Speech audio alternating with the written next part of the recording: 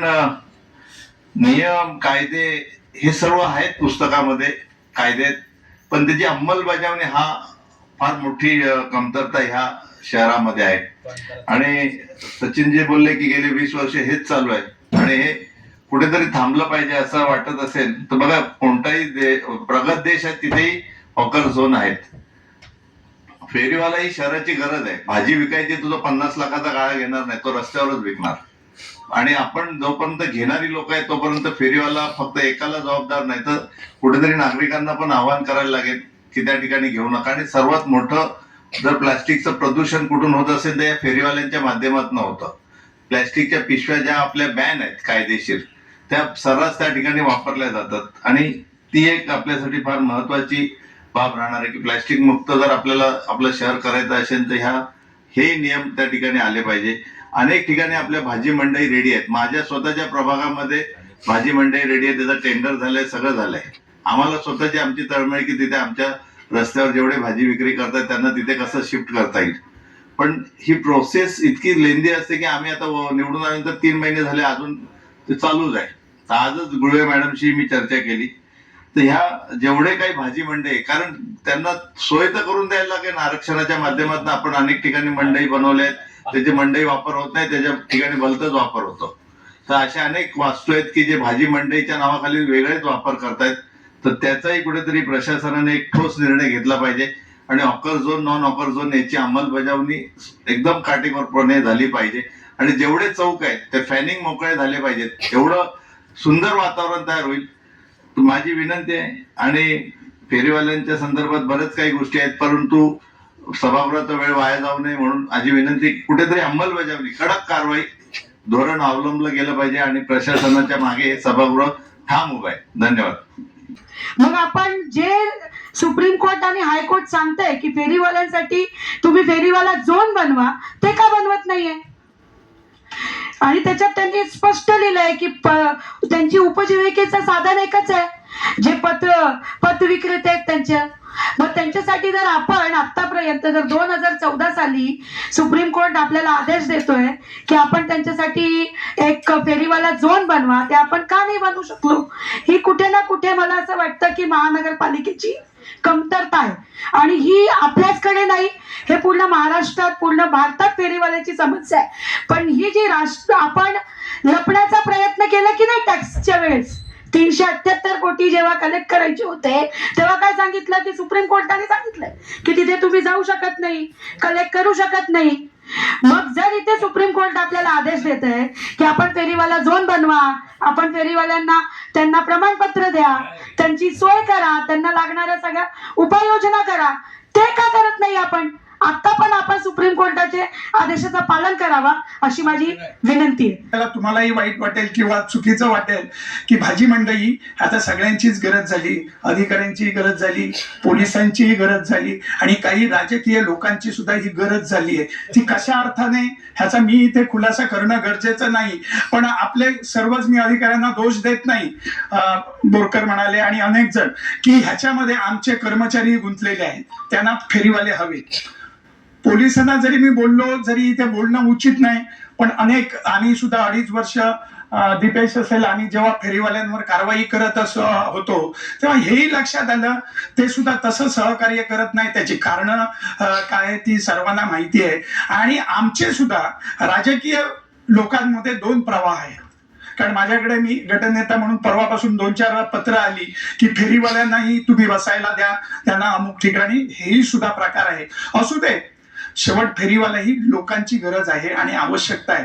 तर म्हणून आपण अशा भाजी मंडया योग्य जागी करणं किंवा पालिका बाजार हे कुठेतरी लोकांना आपल्या आठवड्याच्या ज्या गरजा आहेत आणि ते घेण्यासाठी एक कुठेतरी स्थान आता एक नवीन कन्सेप्ट आलाय, काय, आठवडा मार्केट. आणि हे आठवडा मार्केट बाजार म्हणजे अशा ठिकाणी भरवले जात आहेत की अनेक ठिकाणी, माझ्या भागात एका वस्तीमध्ये, चाळ वस्तीमध्ये एक थोडीशी जागा होती, त्याच्यात भाजी मार्केट आणलेलं, आठवडा बाजार.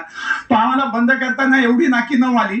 आणि तो अशा वस्तीत होता की तिथे संध्याकाळच्या वेळेस आमच्या महिला भगिनी असतील आणि हे येणारे लोक खरोखर क्रिमिनल क्षेत्रातले आहे. हे लोक प्रामाणिक नाही, प्रामाणिक हे फेरीवाले नाही आहेत. ह्यांच्यामध्ये दादागिरी आहे. जिथे आमच्या उपायुक्तांसारख्यावर हल्ले करतात, कर्मचाऱ्यां, हे क्रिमिनल लोक आहे. आणि तेव्हा या अशा वस्तींमध्ये येतात, तेव्हा नागरिकांना सुद्धा त्याचा त्रास होतो. तर प्रभावीपणाने जरी पेंडकरताई म्हणाल्या की रिझल्ट अजून नाही, पण रिझल्ट नाही याचा अर्थ काम करत नाही. पण डोंबिवलीमध्ये करत नाही असं होत नाही. डोंबिवली स्टेशन हा रस्ता बऱ्यापैकी कव्हर करताय, पण ही सुद्धा फेरीवाल्यांची एवढ्या वर्षानुवर्षाची आदत आहे, ते एवढे जुमानत नाही. म्हणजे आमच्या तिथून कर्मचारी गेले की परत घुसतात, परत हे चालतो, हा पाठशिवणीचा गेम चालू, खेळ चालूच असतो.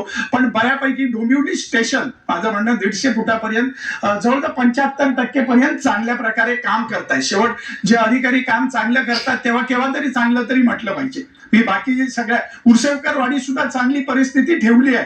म्हणजे स्वतः उपमहापौर पण मॉनिटरिंग करतात, आम्ही पण करत असतो. पण हे एका दिवसात म्हणून येणार नाही. पण ह्याला पर्याय सुद्धा द्यायला पाहिजे. हे पर्याय दिलाच नाही तर हे प्रेशर कुकर सारखी परिस्थिती आहे. आपण एखादी जर दाबला तर ती हवा बाहेर पडणार, आणि जर ती हवा लॉक केला तर तसा स्फोट होणार, तेही होणार आहे.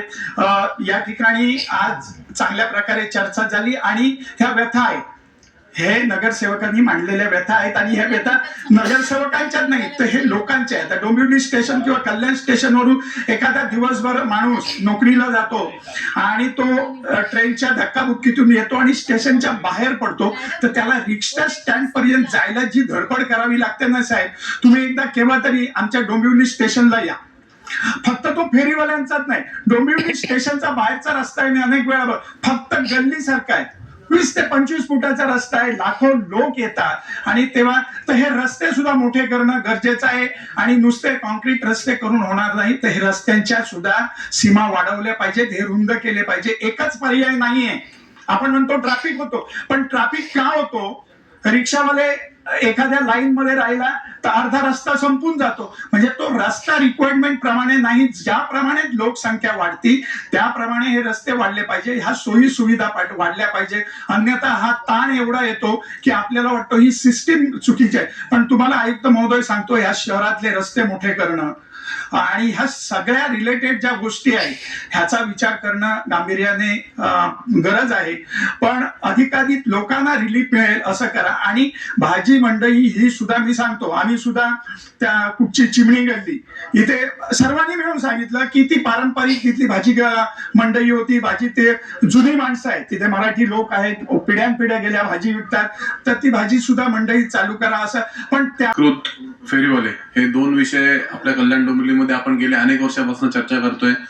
राणे साहेबांनी सांगितलं की फेरीवाला धोरण हे लागू झालं पाहिजे, तर हा एकमेव उपाय आहे का? तर नाही साहेब, याच्यामध्ये प्रशासनाची इच्छाशक्ती असणं खूप महत्वाचं आहे. फेरीवाला या संदर्भात आपल्याला जर काहीतरी कॉन्क्रीट काम करायचं असेल आपल्याला, तर समाजामध्ये ज्या काय ह्या गोष्टी नवीन, आता सगळेजण साहेब काहीतरी राजकीय विषय वाढावा नाही म्हणून सगळेजण आम्ही सदस्य बोलतो की फेरीवाले आपले ते गरीब आहेत ते. पण साहेब, पण किती दिवस आपण बघणार? आज आपण बघत आहोत वर्षानुवर्ष हजारो लोक वाढत चाललेले आहेत. आणि माझं म्हणणं काय साहेब, जे फेरीवाले जुने आहेत त्यांना कुठेतरी आपण जागा दिलीच पाहिजे. परंतु रोज कोणतरी मुंबऱ्यावरनं ओझं घेऊन येईल आणि ते आपल्या शहरात कुठेही जागा मिळेल तिथे आपटेल आणि ते धंदा सुरू करेल, त्याला बघून अजून 5 लोक येतील. तर हे शहराचं साहेब भवितव्य खूप धोक्यामध्ये आहे. त्याच्यामुळे हा विषय जो ताईंनी घेतलेला आहे तो गंभीर आहे आणि तो कुठेतरी आपण त्याच्यातनं मार्ग काढला पाहिजे. आज जी लक्षवेधी मांडलेली आहे आपल्या पाटील ताई, तो बी वॉर्डाचा विषय साहेब. बी वॉर्ड हा झपाट्याने विकसित होत असलेला विषय आहे. जो वॉर्ड आहे तिथे चांगले म्हणजे अधिकृत बांधकाम होत आहेत, सर्व डीपी रोड बरोबर डेव्हलप झालेले आहेत. आणि त्या ठिकाणी जर परत असं फुटपाथवरती अतिक्रमण होत असेल, सर्वत्र तिकडे हातगाड्या लागत असेल साहेब, माझं एक तुम्हाला विनंती आहे का त्या भागामध्ये कुठे फुल मार्केट, फळ मार्केटचं आरक्षण टाकू नका साहेब, ते रद्द करा. काय गरज नाही. तुम्ही जा साहेब, प्रत्येक फुटपाथ, प्रत्येक चौकामध्ये एवढे फळवाले बसलेले आहेत, एवढे शोरमावाले आहेत, एवढे चायनीज वाले आहेत का कुठे हॉटेलची गरज नाही, कुठल्या मार्केटची आरक्षणाची गरज नाही, कुठल्याच आरक्षणाची गरज नाही. काही बरोबर ना? तिथे कुठल्या आरक्षणाची साहेब गरज नाही. एवढे फळवाले, फुलवाले, आणि ते नवीन विग्रो मार्केट आलेलं आहे साहेब. कुठलं विग्रो आहे? कुठलं ते नवीन मार्केट कुठलं आहे? हा, विंग्रो मार्केट. हे काय संकल्पना आहे साहेब आम्हाला माहिती नाही. परत आठवडे बाजारामध्ये काहीतरी शासनाने साहेब काहीतरी गाईडलाईन दिल्या असतील ना, का ते आठवडे बाजार कोणासाठी? मला जेवढं समजतं आठवडे बाजार हा शेतकऱ्यांसाठी साहेब. हा शेतकऱ्यांचे जे प्रोडक्ट्स आहेत ते त्याने इथे यावं, थेट विक्री करावी याच्यासाठी आहे. पण तिथे साहेब तुम्ही बघाल तर मुंबऱ्यावर ना कोणी कपडे विकते, कोणी खेळणे विकते, म्हणजे नाही त्या वस्तू तिकडे मिळतात. कोण कशाला मार्केटमध्ये येईल आणि कोण कशाला आपले जे म्हणजे डेडिकेटेड जे झोन्स आहेत, जिकडे आपण कमर्शियल झोन बोलतो किंवा मार्केट बोलतो, जे लोक तिकडे अधिकृतरित्या परमिशन घेतात महापालिकेचे आणि व्यवसाय करतात, त्यांच्याकडे कोण कशाला घेईल? हे लोक दारात जाऊन अनधिकृतपणे कुठल्या वस्तू विकतात ते पण आपल्याला माहिती नाही. तर माझी विनंती आहे आपल्याला की हा विषय गंभीर आहे आणि त्याच्याकडे आपण गांभीर्याने बघितलं पाहिजे. आज साहेब दोन विषय, एक महत्वाचा विषय आहे की एक रोनक सिटी करून बी वॉर्डा मधला विषय, तिथलं मार्केट तुम्ही बघितलं ना साहेब. एखाद्या बिल्डिंग मध्ये आता आपण दैनंदिन जीवनामध्ये रोज बघतो कुठे ना कुठे आग लागते साहेब. त्या बिल्डिंगला कुठे त्या परिसरामध्ये आग लागली ना तर फायर ब्रिगेड जाऊ शकत नाही, तिथे अँब्युलन्स जाऊ शकत नाही. ही अशी परिस्थिती त्या मार्केटमुळे 5 तास होते. त्या 5 तासात कचऱ्याचं साम्राज्य असतं, एवढं असतं. बरोबर आहे का? मी खोटं बोलतो? बरोबर आहे का नाही? मग आता कारवाई करायला पाहिजे का नको? आज वसंत व्हॅली सारखा परिसर आहे, तिकडे तुम्ही जाल, आयुष साहेब, पीठासीन अधिकारी साहेब, सन्मान पीठासीन, हा जो विषय आहे साहेब, तिथे चांगल्या प्रकारच्या सोसायट्यांमध्ये जर अशा आग लागल्या तर फायर ब्रिगेड जाऊ शकत नाही, अँब्युलन्स जाऊ शकत नाही. मग या अशा अनधिकृत मार्केटला परवानगी देतो कोण? आपण महापालिका परवानगी केली होती. आयुक्त साहेब, या विषयासाठी हे सभागृह आपल्याला 1 महिन्याचा वेळ देतं आणि या 1 महिन्यामध्ये याच्यावर सगळ्या महानगरपालिकेच्या क्षेत्रात पूर्णपणे आचार नियंत्रण आलं पाहिजे. आम्ही या सगळ्याचे बळी ठरतोय दिवसेंदिवस आणि शहरातनं ज्या पद्धतीने आमच्यावर प्रतिक्रिया येते ती प्रतिक्रिया इतकी वाईट आहे. गेल्या 5 वर्षामध्ये लोकप्रतिनिधी नव्हते तेव्हा या जसं इतर गोष्टींमध्ये झालं तसं फेरीवाला या विषयामध्ये अराजक या कल्याण डोंबिवली महापालिकेमध्ये झालंय. आणि मागच्या वेळेला सुद्धा मी इकडनंच बोललो होतो की याला खालचे जे काही अधिकारी आहेत आणि कर्मचारी आहेत यांच्या मदतीशिवाय हे होत नाही. जे कायमस्वरूपी फेरीवाला पथकामध्ये जे कर्मचारी आहेत साहेब, मी तुम्हाला सांगतो, आज काही कथाकथित समाजसेवक आणि काही अधिकारी खालचे आणि कर्मचारी माझ्या ऑफिसमध्ये फेरीवाल्यांना पाठवतात आणि सांगतात राहुल दामलेंमुळे हा विषय होतोय आणि त्याला तुम्ही जाऊन सांगा. आम्हाला जे विलन बनवण्याचं काम चालू आहे ना, मी काळजी नाही करत त्याची, पण तुम्हाला मी सांगतो, मी जे माझ्याकडे अशा लोकांना पाठवतात मी त्यांची नावं लिहून ठेवतो आणि उद्या जर मला काही कुठल्या विषयात तुम्हाला सगळ्यांना सांगतो, त्या विषयात जर मला काही प्रॉब्लेम झाला तर मी पूर्ण नावं लिहून ठेवली कोण कोण मला फेरीवाल्यांना माझ्याकडे पाठवतो त्यांची. त्यामुळे ते अधिकारी समाजसेवक याच्याने तुम्हाला सुद्धा असा अनुभव येत असेल की लोकच आपल्याकडे पाठवतात, आपल्याला विलन करतात, त्यांना त्यांचं मार्केट चालवायचं आहे. साहेब, ही एक पॅरलल आर्थिक यंत्रणा आहे आणि याच्यातनं लाखो रुपयाची उलाढाल आहे. जी वॉर्ड, F वॉर्ड मध्ये चांगल्या प्रकारचं काम चालू आहे, जी वॉर्ड मध्ये अत्यंत गलतानपणा चालू आहे आणि तिथे त्यांचं कोणावरच नियंत्रण नाही. कारण गेल्या 2-3 वर्षापासून हे लोक तिथे काम करतायत. अनेक गोष्टी बोलता येतील पण सगळ्याच गोष्टी बोलत राहिलं तर अजून 1 तास लागेल. म्हणून आपण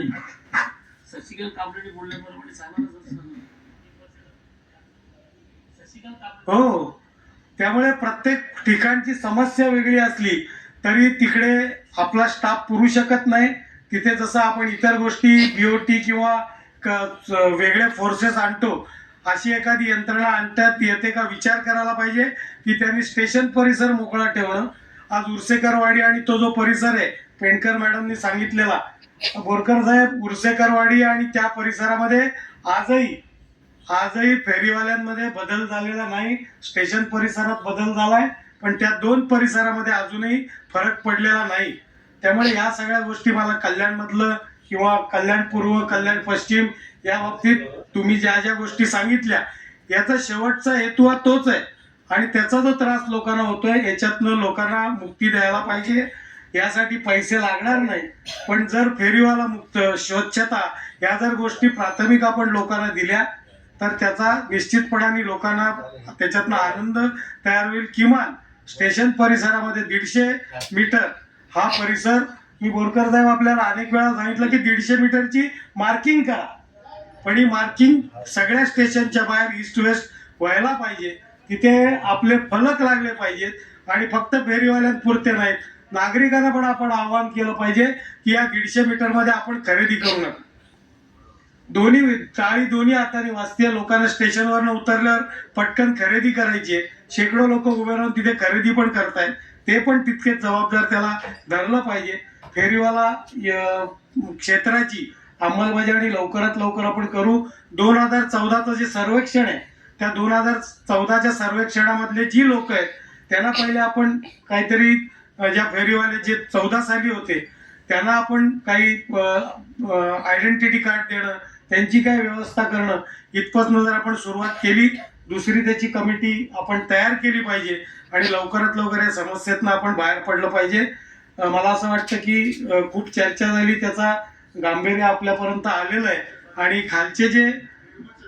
खालचे अधिकारी कर्मचारी जसे फेरीवाले आहेत यांची सुद्धा साफसफाई पुढच्या आठवड्यामध्ये झाली पाहिजे, ज्याच्यामध्ये अशुद्ध हेतूचे अधिकारी आणि साहेब हे कर्मचारी एवढे पैशानी गबर झालेत ना की त्या वॉर्ड ऑफिसरला पण ऐकत नाही. आणि शेवटी हे सगळं मुळे वॉर्ड ऑफिसरशी आहे. आज आपले सगळे वॉर्ड ऑफिसर जर आपण बघितले तर ते नाम बसवलेले वॉर्ड ऑफिसर आहेत. त्या ठिकाणी सक्षम वॉर्ड ऑफिसर आपण नेमले पाहिजे. या गोष्टी परत दरवेळेला आपण चर्चा करायची आपल्याशी, खरं ते आलत नाही पाहिजे. त्या वॉर्ड ऑफिसरला त्याचं